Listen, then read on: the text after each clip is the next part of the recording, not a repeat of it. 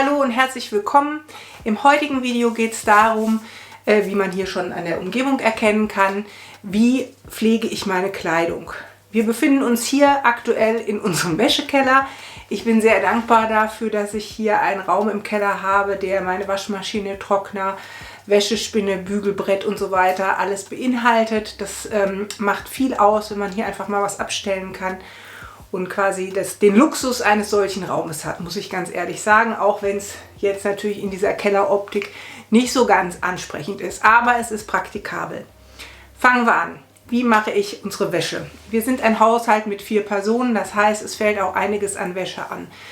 Wir haben oben in unserem Badezimmer eine Wäschebox, in die jeder seine dreckige Wäsche reinwirft. Und wenn die voll ist oder wenn einer dran denkt, dann nehmen wir hier solche üblicherweise ganz normalen Wäschekörbe, machen das da rein von oben und tragen es hier runter in den Wäschekeller. So, hier im Wäschekeller habe ich dann hier diese 3 Körbe stehen. Die sind sortiert, wie man sieht, helle Wäsche, dunkle Wäsche und das ist sogenannte Kochwäsche, also Handtücher und Bettwäsche. Den Korb mit der Wäsche hier unten fange ich an zu sortieren. Dabei achte ich beispielsweise auch darauf, dass die Kleidung schon richtig rumgedreht ist. Damit spare ich mir am Schluss des ganzen Waschvorgangs nämlich die Zeit, wenn ich die Sachen aus dem Trockner oder von der Wäscheleine hole, wieder alles umdrehen zu müssen. So kann ich es dann einfach nur zusammenlegen, habe ich mir einen kleinen Schritt gespart. T-Shirt, weißes T-Shirt, kommt helle Wäsche. Das hier wäre jetzt zum Beispiel ein Wollpullover. Der Wollpullover wird jetzt nicht in diese Körbe einsortiert, weil es eben ein empfindliches Material ist. Die Sachen lege ich hier meistens auf die Waschmaschine drauf, damit ich die auch vom Blick habe und dann auch sehe, okay, es haben sich jetzt 3, 4 Woll- oder Feinwaschsachen angesammelt, dann lohnt es sich, die auch zu waschen. Weiterhin habe ich hier solche kleinen Wäschesäcke. Da reinkommen besondere Sachen, kleinere Sachen, BHs und so weiter, die Verschlüsse haben, damit die da sich nicht in der Waschmaschine irgendwo festklemmen. Grundsätzlich kann man, glaube ich, sagen, dass je hochwertiger die Kleidung ist, desto schwieriger ist es eigentlich, sie zu reinigen. Ich bin überhaupt kein Fan von chemischen Reinigungen, also die Sachen dahin zu bringen. Also zum einen traue ich denen nicht, dass sie das Material entsprechend gut behandeln. Zum zweiten weiß ich nicht, welche Chemikalien dort verwendet werden. Das heißt, ich versuche wirklich alles irgendwie selber zu reinigen oder zu waschen. Bei vielen Sachen ist es ja auch so, Bläsern, Mäntel, dass sie ja nicht direkt auf der Haut sind und bei denen reicht es ganz oft aus, sie mal an die frische Luft zu hängen oder auch ins Badezimmer, wenn man gerade geduscht hat. Bei Wollpullovern ist es ähnlich. Die Wolle hat ja auch so ein bisschen so einen selbstreinigenden Effekt, wenn man sie draußen hinhängt oder über Nacht mal raushängt. Ja, und ich habe mir seit diesem Jahr auch einen sogenannten Steamer gekauft. Den zeige ich euch später nochmal.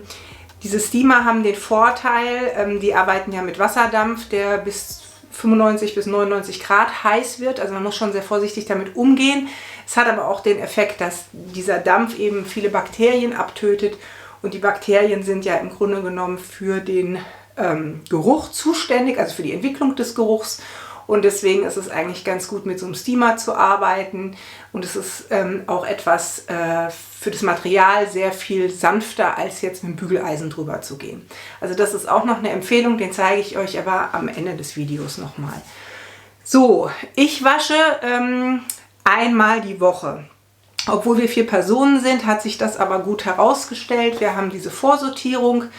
Es läuft dann meistens samstags hier auch den ganzen Tag die Waschmaschine. Hat aber für mich den Vorteil, dass ich nicht die ganze Woche über das Gefühl habe, und schon wieder Wäsche und schon wieder Wäsche. Und alle Beteiligten hier im Haushalt haben tatsächlich so viele Kleidung im Schrank, wie die meisten von uns, dass es auch für eine Woche reicht. Mal abgesehen davon habe ich natürlich jetzt auch das Glück, dass meine Kinder nicht mehr ganz klein sind, wo man manchmal ja 3-mal am Tag umziehen muss, sondern eben schon ziemlich groß. Das heißt, auch wenn mal irgendwo ein Fleck drauf kommt, das Teil noch nicht riecht, kann man natürlich auch diesen Fleck einfach mal auswaschen. Man muss nicht jedes Teil sofort in die Waschmaschine geben, weil er also irgendwo ein Fleck ist. Mit heißem Wasser und ein bisschen Seife das auszuwaschen funktioniert auch wunderbar. weil man sich ja immer überlegen muss, je mehr man die Sachen wäscht, desto schneller gehen sie kaputt oder werden halt schlechter. Das ist auch insbesondere bei Jeans so. Jeans soll man ja sowieso grundsätzlich nicht so oft waschen, wenn da mal ein Fleck drauf ist oder wenn unten ein bisschen Staub oder irgendwas dran ist vom Spazierengehen. Man kann das ausbürsten. Also da kann man auch ein bisschen kreativ sein und muss nicht alles sofort in die Waschmaschine kloppen. So, meine Waschmaschine benutze ich also meistens bei 30 Grad. Ich wasche außer der sogenannten Kochwäsche eigentlich nichts höher als 30 Grad. Das hat einerseits den Vorteil, dass mir die Sachen im Grunde genommen nie eingehen. Und zum anderen muss ich feststellen, dass auch alle Flecken und alles, was drauf ist, immer rausgeht. Also da habe ich bisher noch keine Probleme gehabt. Bei der sogenannten Kochwäsche ist es so, das sind für mich halt Bettlaken, Bettwäsche und Handtücher. Da ist es so, die wasche ich dann je nachdem bei 60 oder 90 Grad. Und wenn jetzt irgendwas Baumwollunterwäsche oder irgendwas stark verschmutzt ist, kommt das manchmal da noch mit rein. Aber in der Regel dunkle und auch hellere Wäsche wasche ich immer bei 30 Grad. So, zum Waschen benutze ich seit wirklich sehr vielen Jahren schon das Denk mit Ultra Sensitive Waschmittel von DM. Das ist ohne Parfüm und Farbstoffe. Für mich ist es wichtig bei der Wäsche, dass es so wenig wie möglich parfümiert ist. Also ich finde es immer ganz schlimm, diese ganz stark parfümierten Waschmittel oder auch Weichspüler oder so, die wochenlang riechen. Ich bin nicht der Meinung, dass das gesund ist, aber das spielt jetzt hier auch keine Rolle. Ich benutze, wie gesagt, für die helle Wäsche und auch die Kochwäsche dieses Ultra Sensitive. Und für die dunkle Wäsche nehme ich hier das Sadosan Color. Das riecht so ein bisschen nach Limette, aber nur ganz eben und das ist auch sehr angenehm. Ab und an mache ich noch von Denk mit den Hygienespüler mit rein, aber den braucht man jetzt auch nicht wirklich. Also mal denke ich dran, mal nicht. Der kommt nicht bei jedem Waschgang rein. Und wenn ich vorher noch was habe, was ich beim Sortieren sehe, was sehr stark verschmutzt ist, dann habe ich hier von Sonett so ein Fleckenspray. Das ist mit Bio-Panama-Rinde und ist auch für empfindliche Sachen wie Wolle und Seide. Und das funktioniert wirklich super. Man sprüht das vor dem Waschgang ein bisschen auf den Fleck drauf, lässt es einen Moment einwirken, macht es dann mit in die Waschmaschine. Habe ich bis jetzt tatsächlich auch alles rausbekommen. Ja, das ist das waschmittelmäßig. Ich nehme nie Weichspüler. Also wir haben noch nie Weichspüler benutzt. Ja, möglicherweise sind die Handtücher ein bisschen härter, was ich aber nicht schlimm finde, weil letztendlich ist es so, dann hat man noch einen Peeling-Effekt beim Abtrocknen. Also wie gesagt, Weichspüler wird in diesem Haushalt nicht verwendet. Wenn die Wäsche gewaschen ist, dann wird sie nochmal sortiert, zum Teil für in den Trockner, zum Teil für auf die Wäscheleine, also wie gesagt jetzt Jeans oder Hosen, Hemden, Blusen werden natürlich nicht in den Trockner gemacht oder auch empfindliche Teile. Das wird vorher aussortiert, auf die Wäschespinne gemacht und die anderen Sachen kommen dann in den Trockner. Wir haben uns vor einigen Jahren hier so einen Öko-Trockner von AEG gekauft.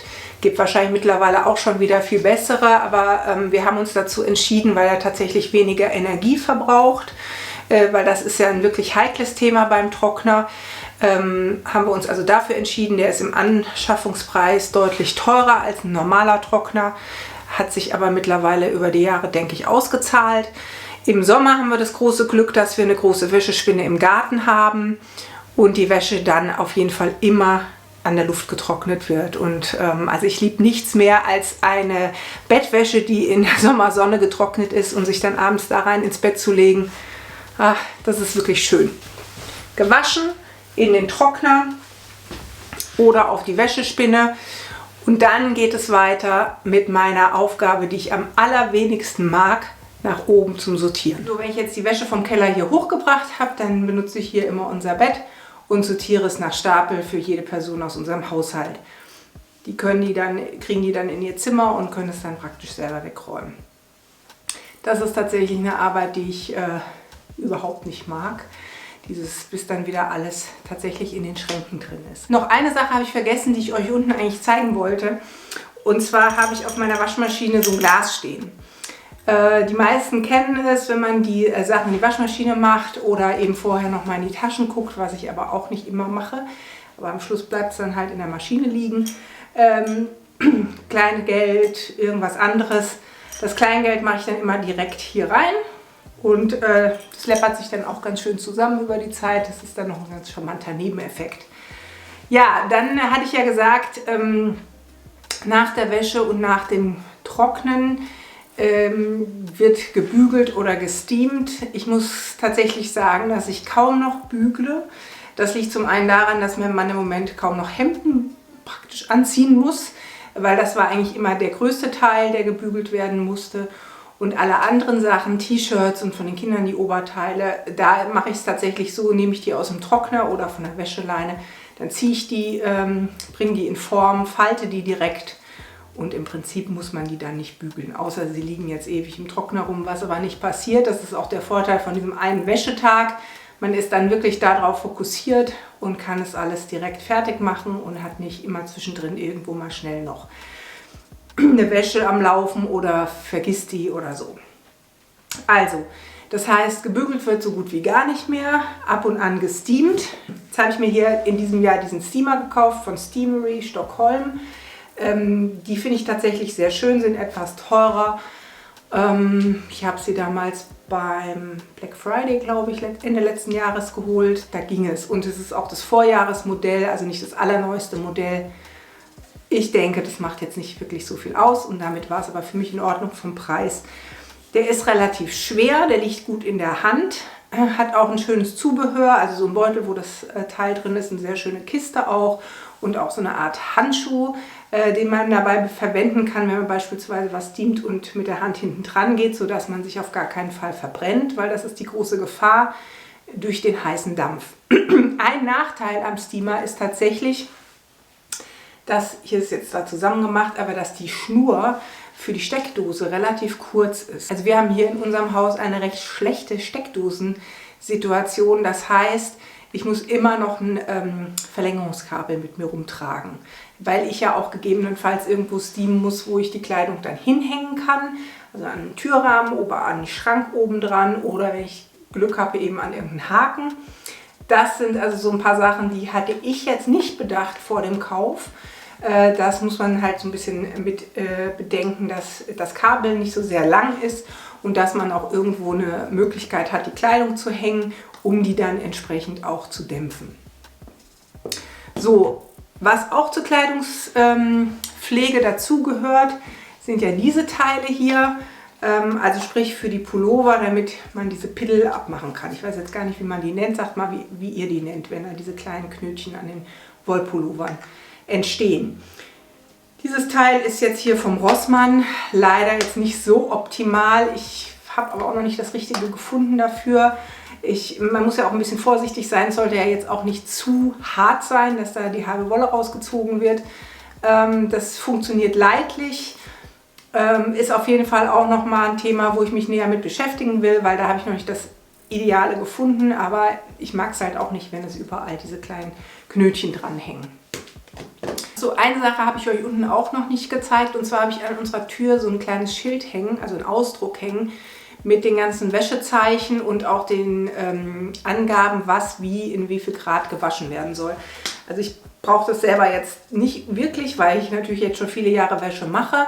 Aber wenn ich mal keine Wäsche machen kann, weil ich nicht da bin oder irgendwas ist, können halt meine Töchter oder mein Mann eben auch wunderbar die Wäsche machen.